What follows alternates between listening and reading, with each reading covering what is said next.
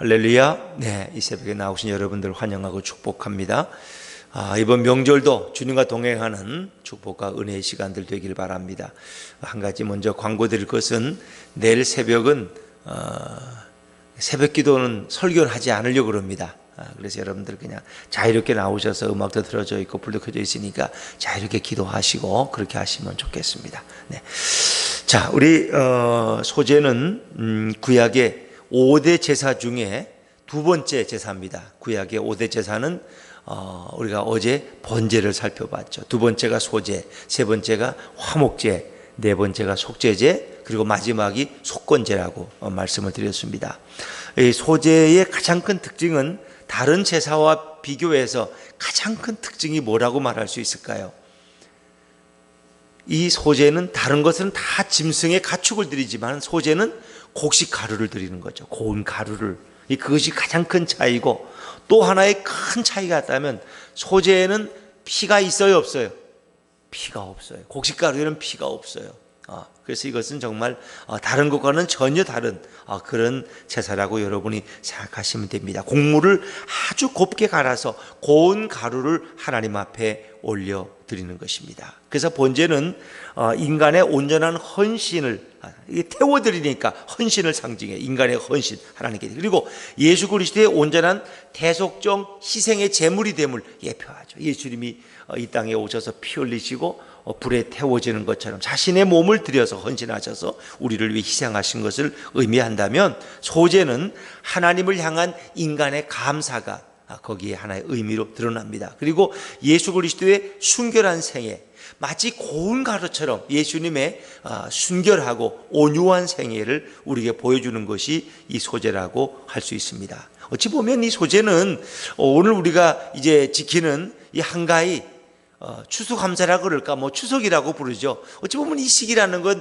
한 해의 농사를 마치고, 물론 우리가 전통적으로는 조상들의 은덕에 감사하면서 함께 가족이 모여서 음식을 나눠 먹는, 핵곡식들을 나눠 먹는 그런 의미지만은, 사실은 이 추수감사라는 건 땅에서 난 소산물을 가지고 우리가 이제 감사하는 의미가 있잖아요. 이 소제도 마찬가지예요. 하나님께서 주신 이 모든 농산물 중에 특별히 곡식을 하나님 앞에 바치는 거예요. 그러니까 이 모든 농산물, 이 소산물을 주신 분이 누구냐? 하나님이시라는 거예요. 그래서 이 모든 땅의 소산물에 대한 하나님의 주권을 인정하는 그런 제사가 바로 소제다 생각하시면 됩니다. 그리고 그 모든 농산물을 주신 하나님께 대한 경의와 감사의 의미, 그것이 소제의 의미라는 것입니다. 그래서 우리는 이것도 자발적으로 드리는, 그러나 우리가 한가위의 추석과 가장 가까운 의미를 가진 제사가 있다면 여러분이 소제라고 생각하시면 되겠습니다. 그래서 이 소제 재료는 고운 가루가 되게 사용되었는데, 정말 이것은 어찌 보면 거칠 것이나 이그러진 것 없이 온전히 자신을 하나님 앞에 드리는, 복종시키는 그런 순수한 봉사의 삶을 상징하고, 또 그런 삶을 살아가신 예수 그리스도를 예표하는 것이 바로 소제라는 것입니다. 그래서 고운 가루를 드리니까 거기에는 이런 덩이라든가 거친 것이나 이런 게 없죠. 아주 고운 가루, 밀가루를 생각해 보세요. 그러니까 우리의 생애가 그렇게 온유하게 주님 앞에 드려질 수 있다면, 또 우리 예수님의 이 땅에서의 사역의 삶도 정말 거친 삶이 아니라, 분노하는 삶이 아니라 온유함을 하나님 앞에서 드러내시고, 또 자신을 그대로 온전히 주님 앞에 드린 그런 헌신의 삶을, 봉사의 삶을 우리에게 보여주고 있는 것이죠. 자, 우리 오늘 1절 말씀을 한번 다시 읽어봅니다. 1절입니다. 시작.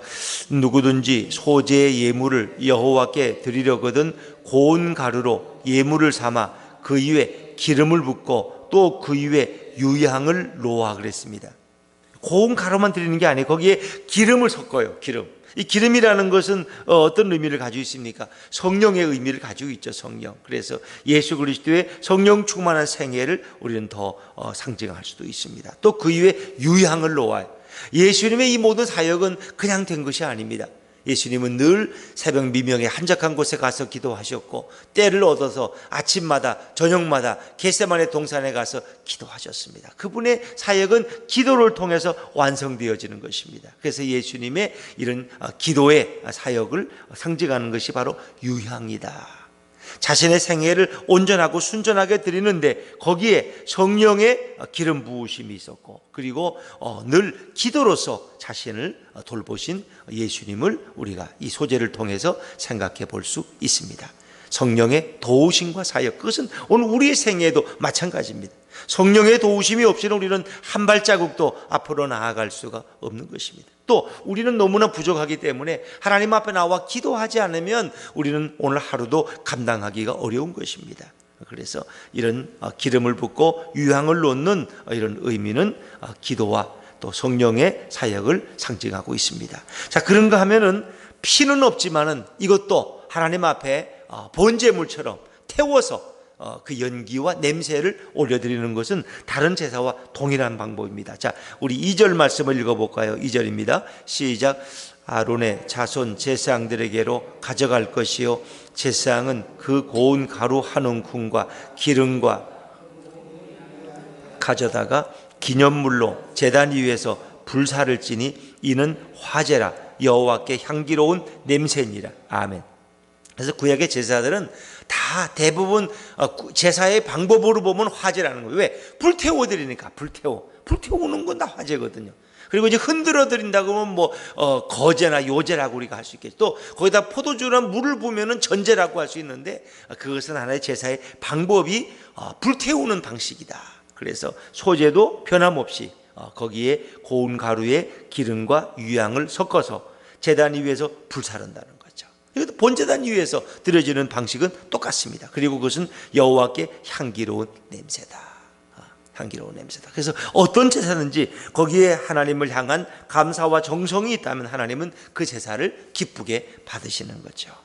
그리고 그 소제물에 남은 것, 이제 불태우고 남은 것은 그러니까 늘 제사에 그래요. 일부는 불태우고 일부는 남깁니다. 그래서 그 남긴 것은 아론과 그의 가족들에게 제사장의 목으로 돌린다고 말씀하죠. 자, 우리 3절 말씀, 3절입니다. 시작. 그 소제물에 남은 것은 아론과 그의 자손에게 돌릴지니 이는 여호와의 화제물 중에 지극히 거룩한 것이니라. 그래서 레위인들은 기업이 없잖아요. 12지파 가운데서도 레위인은 13번째 지파로 따로 구별했죠. 그리고 그들은 가나안 땅에 들어가서도 기업이 없었기 때문에 주로 제사에 가져온 예물 가운데 일부를 남겨서 그것을 레위인들과 제사장의 목으로 삼았다는 것이죠. 또 마치 이 소제를 드릴 때 보면은 다양한 방법으로 드리는데 구체적으로는 보통 3가지입니다. 그래서 화덕에 구운 이 전병을 드리기도 하고, 또 철판에 부친 것을, 그래서 요즘에 우리가 부침개를 부친 거나 아니면 피자를 만드는 이런 식으로 또 하나님 앞에 가루만이 아니라 그렇게도 드렸구나 하는 것을 생각해 볼 수 있는데, 자, 4절 말씀 한번 읽어볼까요? 4절입니다. 시작. 내가 화덕에 구운 것으로 소제의 예물을 드리려거든 고운 가루에 기름을 섞어 만든 무교병이나 기름을 바른 무교 전병을 드릴 것이요. 이 화덕이라는 것은 뭡니까? 이렇게 불로 뭘 구울 때, 특히 피자 같은 거 만들 때 화덕에 넣어서 만드는 피자이죠. 그런 어떤 불로 구울 때 사용하는 것이 화덕이죠. 그래서 예전에 소제도 그런 방법으로 사용해서 그것을 떡을 만들었는데, 그것이 이제 고운 가루에 기름을 섞어 만든 무교병이에요. 무교병이라는 건 뭐예요? 효모를 넣지 않은, 누룩을 넣지 않은, 누룩이라는 건 부패와 죄의 전염성을 상징하기 때문에 누룩은 빼고 만든 그런 무교 전병을 만들어서 하나님 앞에 드린다. 그것을 이제 또 불태워 드리겠죠. 이것도 하나의 소제의 방법. 5절에 보니까 철판에 또 붙인 것으로 고운 가루를 또 드리는 이런 방법들이 있고, 7절에 보니까 내가 냄비의 것으로 소제를 드리려거든, 이렇게 냄비, 그 냄비에서 구운 것으로 드리는 그런 방법도 있었던 것 같아요. 그래서 이 모든 것은 하나님 앞에 화제로 드리는 향기로운 냄새로 드린다. 근데 여기에 이제 하나 특징이 있다면 넣어야 될 것과 넣지 않을 것이 있습니다. 11절에 보면은 반드시 넣어서는 안 되는 것이 있어요. 자, 11절 말씀을 11절입니다. 시작. 너희가 여호와께 드리는 모든 소제물에는 누룩을 넣지 말지니 너희가 누룩이나 꿀을 여호와께 화제로 드려 사르지 못할지니라. 누룩은 넣으면 안 돼요. 그래서 누룩은 죄를 상징하고 부패의 전염성, 죄의 전염성을 상징하기 때문에 누룩은 넣지 않았다. 그냥 누룩이 때로는 또 복음을 상징하는 경우도 있어요. 그런 건 다른 방식으로 쓰여집니다. 누룩이라고 다 나쁜 게 아니라 복음이 증거되는 것을 누룩이 퍼져나가는 것으로 이렇게 효모가 해서 빵을 부풀게 하는 것으로 상징하지만 일반적으로 애굽에서 나올 때 그들은 누룩을 넣지 않은 무교병을 먹었고 오늘도 소재에 누룩을 넣지 또 꿀을 왜 넣지 말라. 꿀이라는 건 먹을 땐 달지만은 사실은 너무 많이 먹고 또 아침에 빈속에 먹으면 속을 이렇게 담즙을 만들어낸다. 그래서 건강에도 적당히 먹는 건 좋지만 너무 많이 빈속에 먹는 것은 꿀이 안 좋다고도 합니다. 그래서 마치 쾌락, 어떤 달아서 많이 먹지만 너무 많이 먹으면 몸에 유익이 되지 않는, 그래서 꿀이라는 것은 소재에는 넣지 않도록 했죠. 근데 여기에 꼭 넣어야 될 것이 있어요. 13절입니다. 13절 시작. 내 모든 소재물에 소금을 치라. 내 하나님의 언약의 소금을 내 소재에 빼지 못할지니 내 모든 예물에 소금을 드릴지니라. 이 성경의 소금이라는 건 의미는 굉장히 좋은 의미입니다. 소금은 변하지 않는, 그래서 언약을 행할 때마다 소금 언약, 변치 않는, 하나님과 우리와의 약속은 소금 언약과 같다. 이 변하지 않는, 소금 맛이라는 건 변하지 않으니까. 그렇죠? 소금 맛은. 그렇죠? 소금은 굉장히 유익한 것으로 생각되어집니다. 그리고 부패를 방지하는 것이 소금이죠. 그래서 이 소금은 반드시 소재물에 넣어야 된다 하는 것을 또 성경은 강조하고 있죠. 그리고 14절에 보니까 첫 이삭을 볶아 찌은 것으로 소재를 드리는 또 그런 방법도 있습니다. 그러나 불살라 드리는 방법은 동일하다고 생각되어집니다. 어찌 보면 소재의 삶을 보면은 소재의 삶은 예수 그리스도가 하나님 앞에 자신을 드리고 또 순결함과 온유함으로 살아갔던 그런 삶을 상징하고, 오늘 우리들이 소재의 삶을 산다면 부드러운 삶이죠. 부드러운 삶. 그래서 좀 성격적으로 거친 분들이 있어요. 교회 안에도 그런 분들이 있어요. 그래서 뭐 작은 일에도 막 화를 내고, 무슨 회의하자 그러면 화부터 내는 분들이 있어요. 또 말로 남에게 상처를 주고, 이것은 소재의 삶은 아니죠. 우리는 늘 모세와 같이 온유한 그런 온유한 삶을 가리키는 거죠. 또 성령 충만한 삶, 또 아름다운 향기를 내는, 특별히 우리가 한가위 명절에는 정말 아름다운 말로, 격려의 말로, 사랑의 말로 서로를 위로하는 그런 게 되면, 되게 사람들이 만나서 이렇게 참 처음엔 좋다가 나중에 헤어질 때는 불편한 것은 뭐예요?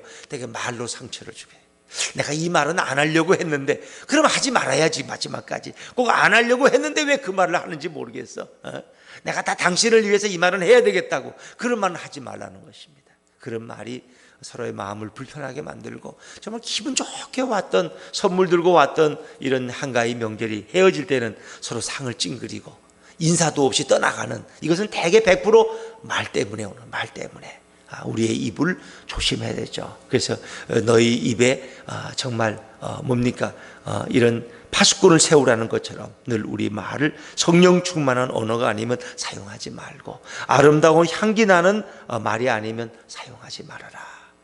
이 명절에는 좋은 말, 은혜로운 말, 그리고 정말 복음적인 말만을 우리가 만나서, 그래서 우리의 입술에서 그리스도가 드러나고 그리스도의 향기를 나눌 수 있는 그런 아름다운 한가위 명절이 되시기를 주 이름으로 축원합니다. 기도하겠습니다.